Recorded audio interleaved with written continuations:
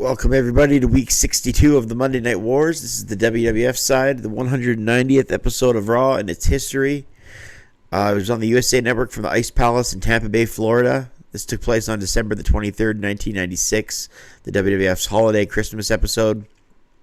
Ratings were a 1.5 for the WWF RAW and a 3.1 for Nitro. So a huge win, 1.6 win by Nitro, which wins for the 26th week in a row over Raw. So after this week's loss, the scoreboard is 17 wins for Raw, 43 losses to Nitro, and 2 draws in the 62 weeks of the Monday Night War. And this show that drew the abysmal 1.5 rating was brought to you by Vince McMahon and the King. Show opened up with the Wildman and Sable coming to the ring with no intro and no Raw theme, just the Wildman's music and Sable and Mero coming to the ring. Then Triple H, Hunter Hearst Helmsley comes out with the Intercontinental title and a new red robe. He also ditched the original Blue Blood music and now has Beethoven come to the ring. Ode to Joy by Beethoven is his new theme. I put in my notes, I think it's Beethoven with the symphony of this theme. And I was like, I'm probably dumb. I'll look it up. I went and looked it up. Yep, Beethoven. So not as dumb as I thought.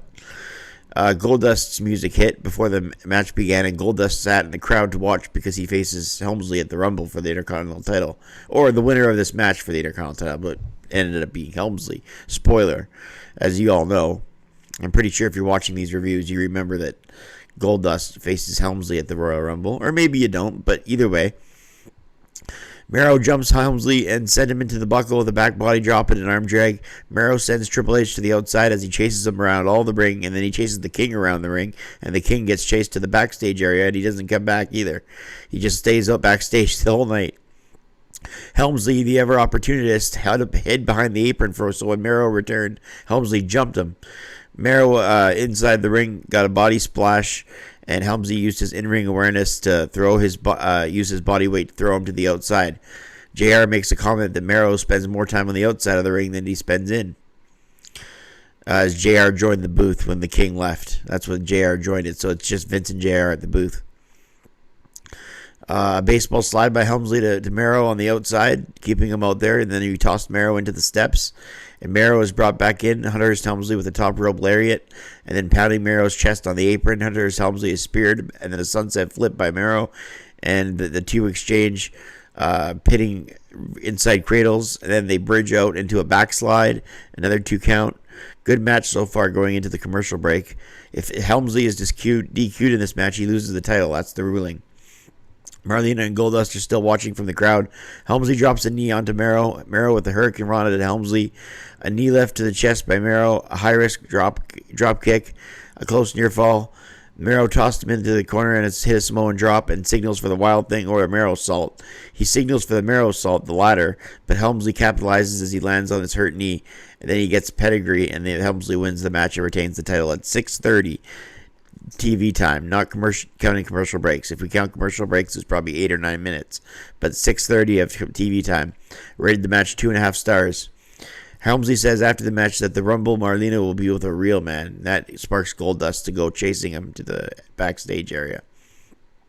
So this Royal Rumble is completely booked 4 weeks in advance. They have Ahmed Farouk, Undertaker Vader, Goldust Helmsley, Shawn Michaels and Sid, the Royal Rumble match, and then a AAA Mexican match. So they have the whole card 4 weeks before the Rumble. And as I write these notes and say these words, it's 2 weeks to the Royal Rumble from the day I'm recording this. And there's only just a few matches signed. Well, not a few, but they just finalized matches, so it just shows that they booked well in advance 20 years ago, as compared to now. Not quite the same, but it's different for each event now, I guess. And yes, I record these reviews well in advance because I'm ahead of where I upload. So while you guys are watching this right now, the Royal Rumble might have already happened, or the Royal Rumble might be in tomorrow or in a few days from now. But as I'm taping this, the Royal Rumble is in 2 weeks. Because I'm taping this on January the 13th. Anyways, that's how far ahead I am in my reviews as to when I post the reviews. And up next, we got Rocky Maivia taking on Salvatore Sincere. Sunny is at commentary in a red dress, and then she comes to the ring with a Santa hat on. Rocky and Maivia apparently turned down the managerial services of one Jim Cornette, who's out there with Salvatore Sincere. I heard a chant, and I'm pretty sure it was Rocky sucks at my first glance, but then I was like, no, it's a singular word chant. What is it? And it was Sonny. Sure enough. They say that next week Goldust will face the King. Rocky leaps over my Sincere and hits a side suplex. Also to come here tonight, Bret Hart with a new attitude, Ross says. This is when they start to turn Bret into a whiner, you screwed me kind of heel, which is ironic considering you get screwed at the end of the year, at the end of that run. The fans didn't care about Rocky Maivia, so Sonny took the spotlight completely away. Side Russian leg sweep, Rocky off the ropes with a hard clothesline, and then Rock did his impressive float over DDT to Sincere, and then won with the shoulder breaker at 5:38. I rated it a star and a quarter. McMahon in the ring welcomes Psycho Sid. Sid comes out to a big lettered SID entrance, and HBK is shown watching this on the monitor on the backstage, those small TV monitors back then. McMahon tells Sid that main eventers all have an attitude, but when it comes to attitude, you have to think Psycho Sid, he says.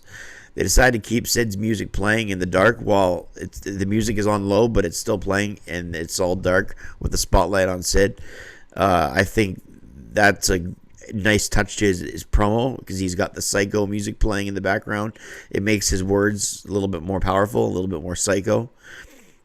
Sid says people need to realize his height and weight will be the same tomorrow and the day after, as he laughs and calls himself the master and ruler of the world.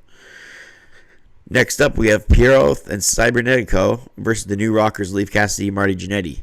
The WWF had a lot of AAA stars around this time going into the Rumble in San Antonio, Texas, their stomping grounds. Mil Mascaras, the legend, joined the Spanish commentary team. Piero in there with Cassidy with an armbar. Cybernetico comes in with an impressive dropkick. Marty Jannetty takes down while coming in with a shoulder block leapfrog by Marty Jannetty to Cybernetico off the ropes. He jumps in on the apron, and Cassidy to Marty Jannetty. He beats up Cybernetico in the corner with an arm wringer and then an uppercut. A snapmare by Jannetty to Cybernetico and then an elbow drop. Scores a near fall. Cybernetico back in, double teams with Piero to Jannetty, and then a hot tag as we go into commercial. A sunset flip by Cybernetico and a 2 count on Cassidy. Finally, Piero comes in with a hot tag and takes apart both New Rockers and chops them in the corner. JR mentions both these masked men will be in the Rumble. A suicide dive by Cybernetico to Cassidy. Marty Jannetty down in the ring, and Piero covers him for the victory. The new and improved Rockers pushed each other after the match after the loss, or at least Leif Cassidy did to Marty Jannetty. I rated the match a star in 3/4. Mil Mascaras interviewed briefly by JR about the upcoming Rumble. He's going to be in it. They show a flash of several people to compete in the upcoming Rumble, like the Bulldog, Ahmed Johnson, The Undertaker. The Honky Tonk Man then comes out and says he's the greatest Intercontinental Champion of all time, before the days of the unstoppable Gunther, of course. Bret the Hitman Hart took on Razor Ramon, and I mean Razor Ramon, in the main event.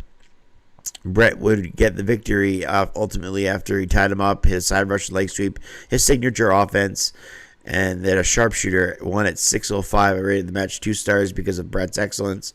That's the match portion of the show. After the match, the Hitman celebrated. To end the show, they had HBK interviewed by McMahon after Bret's victory, and HBK says, "What do you want me to say? In less than a month until you meet Psycho Sid, your attitude might be different," McMahon says. HBK comes off as a dick to McMahon, and nervously laughs at his bad questions. "You got to be prepared for anything in San Antonio," HBK says. He says he's going to win this match at the Rumble. And McMahon says, "I see." And then he goes, "Merry Christmas, everybody," as this holiday episode takes place on the 23rd. I remember watching the Mero Triple H match as a kid, and it's funny the things you remember when you're a kid. I remember that match being on is the main event, but it was the opener here, because I remember sitting around a Christmas tree with a bunch of presents, and I just remember watching Helmsley and Mero.